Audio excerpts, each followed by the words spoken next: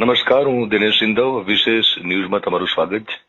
કિંજલ રબારી ના લગ્ન લઈને જે વિવાદ હતો, ચૌધરી સમાજના યુવક સાથે લગ્ન થાય છે. રબારી સમાજ નો વિરોધ અને અત્યાર સુધી જે કંઈ ઘટનાક્રમ છે એનાથી તમે વાકેફ છો. પણ છેલ્લે જે સમાચાર મળ્યા એ પ્રમાણે કિંજલ રબારી ઘરે પહોંચી ગયા છે.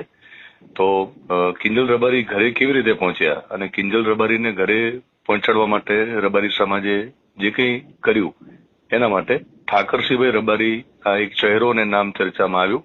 તો ઠાકરસિંહભાઈ મારી સાથે જોડાયા છે. ઠાકરજીભાઈ, છેલ્લા સમાચાર જે મળી રહ્યા છે શું છે? સમગ્ર ગુજરાતના મીડિયાનો આભાર અને ગુજરાતના મારા માલધારી સમાજના યુવાનો આગેવાનો એમના સંસ્કાર ને એકતા બતાવીને સમાજમાં જે ઉકળતો ચડવો હતો, દરેકની વેદના હતી, ત્યારે ચૌધરી સમાજના આગેવાનોએ પણ આ સમાજનું માન રાખી બંને સમાજના આગેવાનોએ ખૂબ સુલે શાંતિથી સુંદર રસ્તો કાઢ્યો અને દીકરીને પણ સમજાવ્યું કે મા બાપની વેદનાને સમજી અને દીકરી ઘરે આવી ગઈ છે, એટલે દરેકનો હૃદયથી આભાર. ઠાકરજી, બીજો સવાલ એ છે કે આખો જે ઘટનાક્રમ છે એનાથી એમ તો ગુજરાતને ખબર છે એટલે આપણે રિપીટ નથી કરતા, પણ બીજા સમાજને પણ જાણવું હશે કે એ સમાજમાં પણ આ પ્રકારના બનાવો બનતા હોય છે. તો આગેવાન તરીકે તમે એવું શું કર્યું અને કઈ પદ્ધતિ અપનાવી અને કેવી રીતે કિંજલ ઘરે પાછી આવી, થોડુંક ડિટેલમાં સમજાવો. મેં કશું નથી કર્યું. મારો સમાજ એક જ અવાજ ઉપર એકતાના દર્શન કરાયા.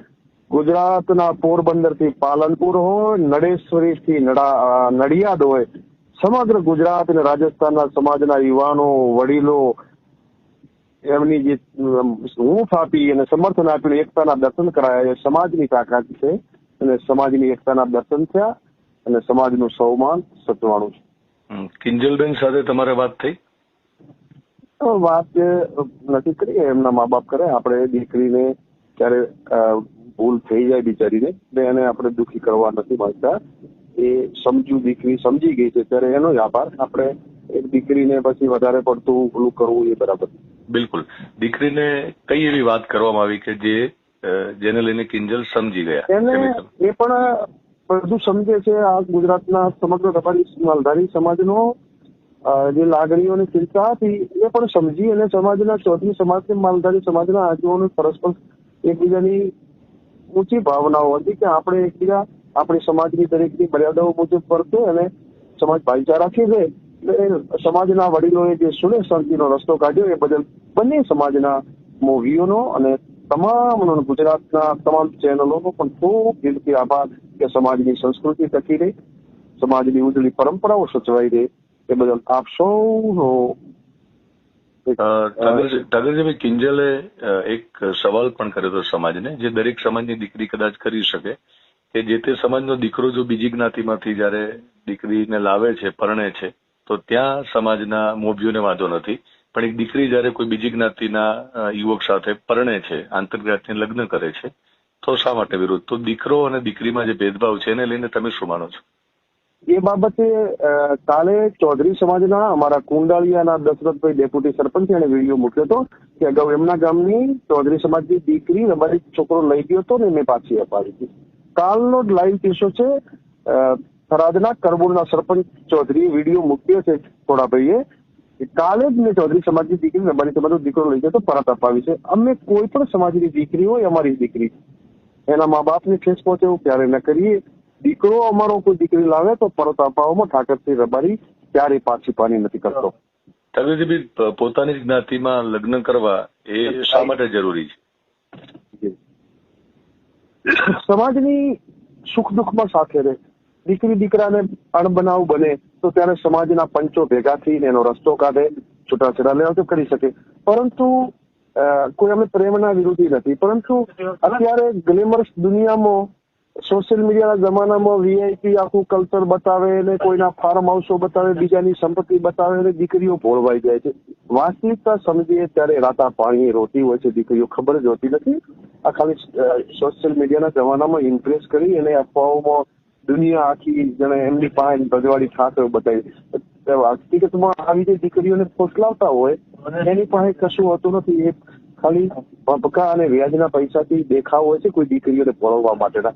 વાસ્તવિકતા દીકરી સમજે ત્યારે બહુ દુઃખી હોય છે. એટલા માટે સામાજિક મર્યાદાઓમાં દીકરી લગ્ન કરે તો એના પરિવાર હોય, કારણ કે દીકરો લઈને જતો રહે તો દીકરાના મા બાપ પણ સાથે નથી હોતો, સમાજ નથી હોતો. દીકરી જાય તો એનો સમાજ માત્ર એ 2 જણા હશે, તો પછી એને એકબીજાને ઠપકો આપીને સમજાવનારું કોઈ ન મળે.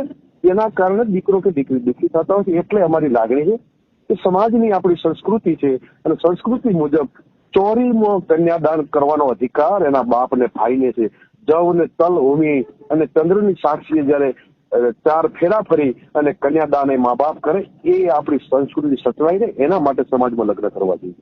ઠાકરજી, કોઈ પણ જ્ઞાતિ હોય, માનો કે રબારી હોય, ચૌધરી હોય કે ગુજરાતની કોઈ પણ જ્ઞાતિ હોય, બીજી જ્ઞાતિના યુવકો આ રીતે ભોળવી જતા હોય છે, છેતરતા હોય છે અને પછી દીકરી દુઃખી થતી હોય છે. એ વાત તો આપણે કરી, પણ માની લો કે પોતાની જ જ્ઞાતિ, કોઈ પણ જ્ઞાતિ હોય, પોતાની જ જ્ઞાતિના પણ કેટલાક એવા છોકરાઓ હોવાના કે જે છોકરીને ગુમરાહ કરશે, એક જ જ્ઞાતિનો હોવા છતાં પણ એનું જીવન બરબાદ કરી શકે, બગાડી જાય. તો દીકરીઓને બીજી વાર તમે શું કહેશો કે પોતાની જ જ્ઞાતિના છોકરાઓની પસંદગીમાં પણ શું ધ્યાન રાખવું?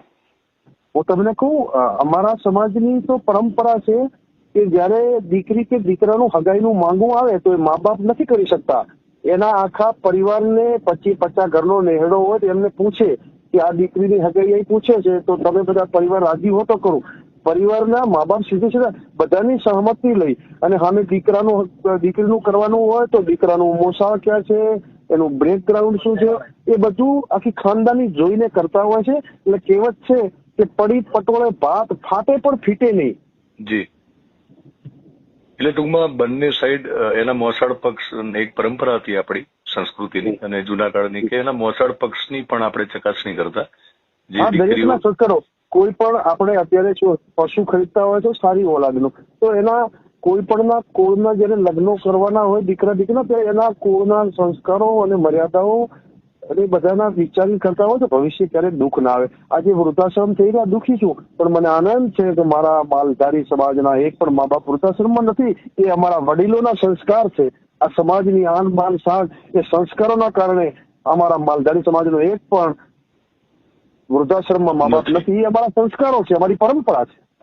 ઠાકરજીભાઈ, હમણાં જે ગુજરાત સરકારે કાયદો બનાવ્યો કે જે લગ્ન નોંધણી માટેના જે નિયમો અને જે પદ્ધતિ છે એમાં ફેરફાર કર્યો છે, પણ તમને શું લાગે છે કે જે પ્રકારે આ બનાવ બને છે કે આ બનાવ જે બને છે કે દીકરીઓ ભાગી જતી હોય છે અથવા તો પોતાની ઈચ્છાથી જતી હોય છે, પણ મા બાપને જયારે પસંદ ના હોય સામેનો વ્યક્તિ, સામેનો એ આંતરજ્ઞાતિ હોય અથવા તો જ્ઞાતિનો પણ કોઈ પણ હોઈ શકે, તો નવી પદ્ધતિ માં તમને કોઈ ઉણપ લાગે છે કે આ પદ્ધતિ સારી છે?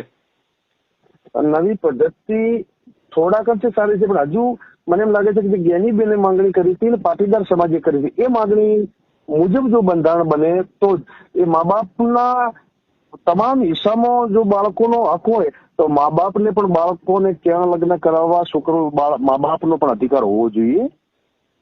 અત્યારે જે ફેરફાર થયો એમાં કઈ ત્રુટી છે અને જે તમે કદાચ આમાં ફેસ કર્યો છે? નોટિસ આપવા, મા બાપને ખાલી નોટિસ આપવાની છે, એવું ના હોવું જોઈએ.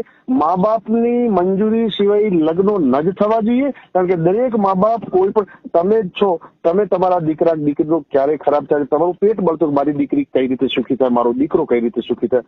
કોઈ મા બાપ એના સંતાનનું ક્યારે 20 વર્ષ સુધી મા તરીકે દીકરાને, મા તરીકે દીકરીને, બાપ તરીકે દીકરા કે દીકરીને પ્રેમ આપ્યો હોય, 20-22 વર્ષની દીકરી થાય અને જાગીને નહીં પણ ભાગીને જાય, પરંતુ એ 20-22 વર્ષના મા બાપનો પ્રેમ, ભાઈનો પ્રેમ, એના મોસાળનો પ્રેમ, એ સમાજના 20 વર્ષના પ્રેમને ત્યાગી દે તો એ 5-10 દિવસના પ્રેમની તો કઈ રીતે કદર થવાની? એ પ્રેમ ક્યાં લાંબો ટકવાનો છે જો તમે 20 વર્ષના મા બાપના પ્રેમને ભૂલી જાઓ છો?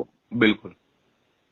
ઠાકરજીભાઈ, અંતિમ સવાલ કે કોઈ પણ સમાજ હોય, તમે તો ખાલી રબારી સમાજમાંથી છો એટલે સવાલ કરું છું, સાંભળનાર બીજા સમાજના આગેવાનો પણ હશે, કે દીકરીઓ માનીને ચાલો કે પોતાનું મનગમતું પાત્ર બીજી જ્ઞાતિમાં હોય અને માતા પિતાની મંજૂરી સાથે લગ્ન કરી શકે? મા બાપને મા બાપ રાજી હોય ને એમ લાગે કે મારી દીકરી દુઃખી નહીં થાય તો એમાં કોઈ ના હોઈ શકે, પરંતુ મા બાપને એમ લાગવું જોઈએ કે મારી દીકરી દુઃખી ના થાય. બિલકુલ. અને મા બાપને, હું તમને એ જ કહું છું કે મા બાપનો 20 વર્ષનો પ્રેમ, એ મા બાપના, જો તમારે આટલો પ્રેમ સંતાન તરીકે દીકરા દીકરીને આપ્યો તો મા બાપનો પણ વિશ્વાસ કેળવવો જોઈએ કે હું આ લગ્ન કરું છું, એમાં તમે જોઈ લો, મને ક્યાંય દુઃખ નહીં થાય, અને મા બાપને વિશ્વાસમાં લે તો અમને કોઈ વાંધો ન હોય. બિલકુલ. અને બીજું તમને એવું લાગે છે સમય સાથે કે દીકરીઓની જે અપેક્ષા હોય છે, માત્ર કિંજલની વાત નથી, દરેક સમાજની દીકરીની વાત કરું છું. એક આગેવાન તરીકે જવાબ આપજો તમે કે દીકરીએ પોતાના જ સમાજમાં લગ્ન કર્યા અને પછી પોતાના જ સમાજનો જે યુવક છે, જેનો પતિ બને છે, એ અલગ અલગ કારણોસર દીકરીને દુખી કરે તો સમાજના આગેવાનોએ એ વખતે દીકરીની મદદ માટે એક આખી વ્યવસ્થા ઉભી કરવાની તમને જરૂર લાગે છે, અથવા તો કરતા પણ હશો, પણ શું વધારે થવું જોઈએ? અમારા સમાજમાં એવી વ્યવસ્થા છે, દીકરી કે દીકરો ન્યાયના પક્ષમાં જયારે દીકરી દીકરાને અણબનાવ બને ત્યારે પંચો ભેગા થઈ અને ન્યાયના પક્ષમાં જેની પણ ભૂલ હોય એને સામાજિક નિયમો મુજબ દંડ કરવામાં આવે, સજા કરે અને ક્યારેય ભૂલ ના કરે. એના માટેની સખત જોગવાઈઓ અમારા સમાજમાં છે. જી ઠાકરજીભાઈ, થેન્ક યુ વેરી મચ. આ મુદ્દે તમે વાતચીત કરી છે.